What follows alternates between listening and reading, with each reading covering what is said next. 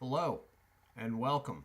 I am the Suit&Tie Dip&Chew Guy, and this is a Tools of the Trade video. Tools of the Trade was originally titled Spittoons. It is a playlist. If you go to my playlist, you will see it. I renamed it so I could widen the scope of the playlist, but then right as I was doing that originally, I realized that I was going to have to hold some of these smaller playlists in reserve for when I started running out of products to review. So no one has heard anything about this playlist probably in, I don't know, 4 or 5 months. But I decided right now, sort of off the cuff, that we will take a look at the Smarties mug. Smarties? What the hell is Smarties? Smarties are a English, British candy, sort of in the idea of M&Ms. Only they're sold in tubes. Anyway, at some point along the line in my travels, I ended up with a Smarties mug. Don't ask because I don't know, but I got it anyway. And this Smarties mug sits off to my side over here and contains all the tools that I use during these reviews. Some more than others, but they've all been used at some point. Some of them have been seen on camera. A lot of them are used during the breaks. This channel, I don't do any editing besides the pauses halfway through. There are reasons for that I don't use editing. Number one, I don't really have the equipment or the right equipment to edit in a proper fashion. And two, part of the idea behind this channel was for me to be able to practice public speaking of sorts. So, although I do not have equipment, lighting, computer, software and whatnot, I do use a number of tools, and they are all, for the most part, in this mug, with the exception of the desk spittoon and the switchblade, which I do not have around here at the moment. The only thing missing out of the mug is the scissors that I just cut that last bag of twist with because, well, I don't know where I put it, basically. So, this is the mug, and it has many things in it.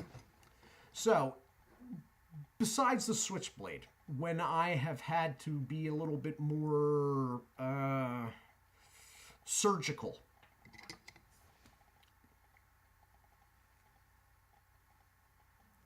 that is what's cutting the twists.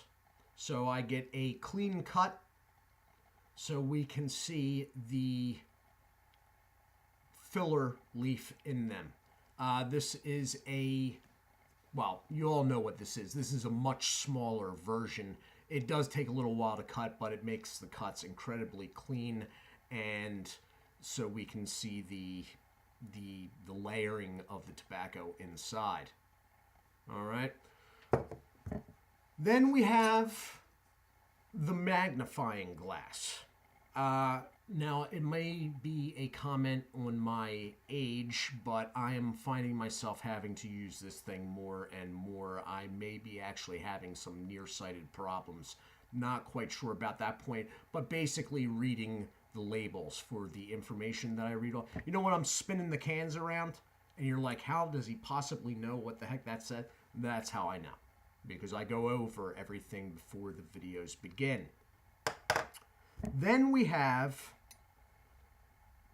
the British Airways drink mix stick. I have used this on occasion to move product around in front of the camera when I did not want to touch it with my hand for whatever reason. Usually products that shaded me out to the point where I didn't want them on my fingertips. So that is the British Airways plastic mix stick. Along the same lines, but it has been used to move around product, is the IKEA teaspoon. Now, if this is all getting too high tech for you, I can pause and give you a little break. Or maybe you can pause. That'd probably make more sense.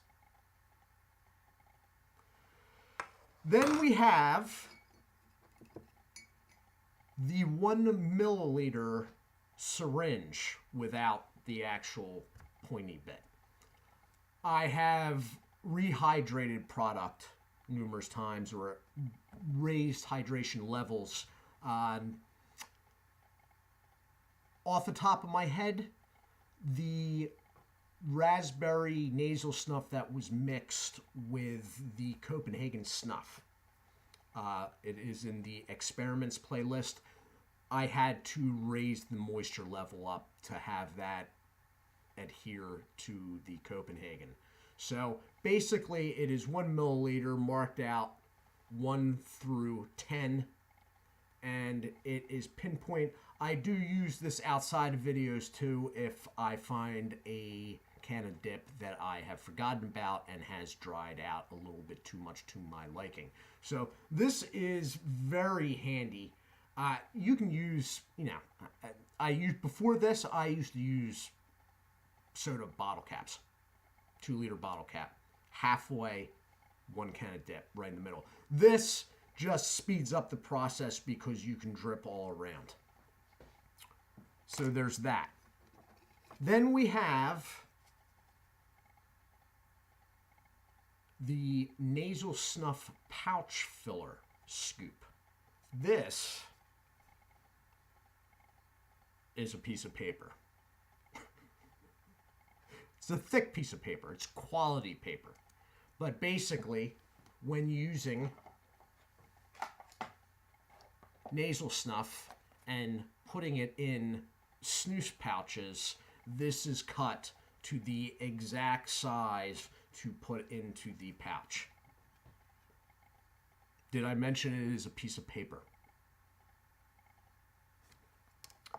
Then we have the snuff spoon in 3-gram vial. I have used this numerous times in videos to knock out portions of nasal snuff. I have used it to move around nasal snuff in the can in front of the camera. Normally, I do not use the vial except as a holder for the spoon. You can get these on Amazon for a couple bucks. It is meant to actually hold snuff, or I'm sure people use it to hold other stuff besides snuff too. But I use it. I also don't fill it. It'll hold the spoon, but I also knock the spoon off if need be. It falls to the bottom, and every once in a while I clear that bottom out. It is interesting to note, and I usually do not use this, but this spoon is technically extendable. I don't extend it because I want it hanging up off the bottom of the vial. All right. And then finally, we have actually a sneak peek preview of an upcoming experiment. This is a Prillis Master. What the heck is a Prillis Master? This is a very cheap form of the X tool. So cheap that it doesn't work properly, so I have a broken pencil in the end. Okay, so if you can see this, it has a slide button. The problem with this button is, let's say this pencil's not on there. Do you see that? Okay, with loose snus, you press down with this thing, and then you use this button to eject the Prilla into your upper lip.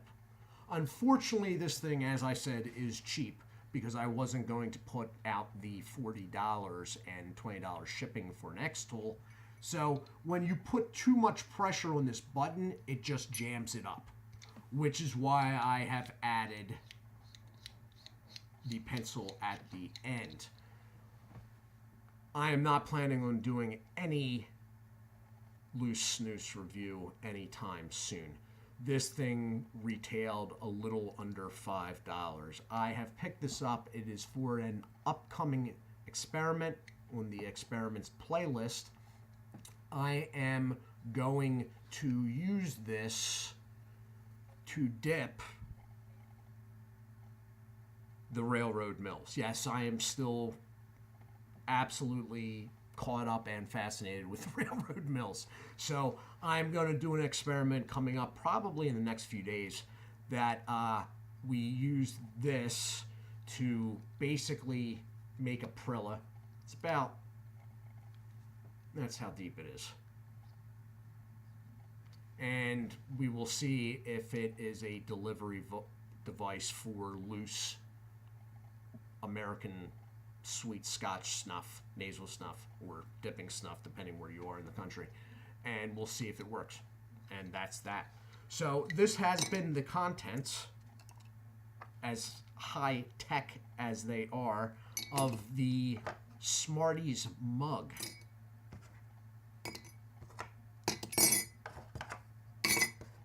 I hope you have enjoyed this. I hope I haven't blown your mind with my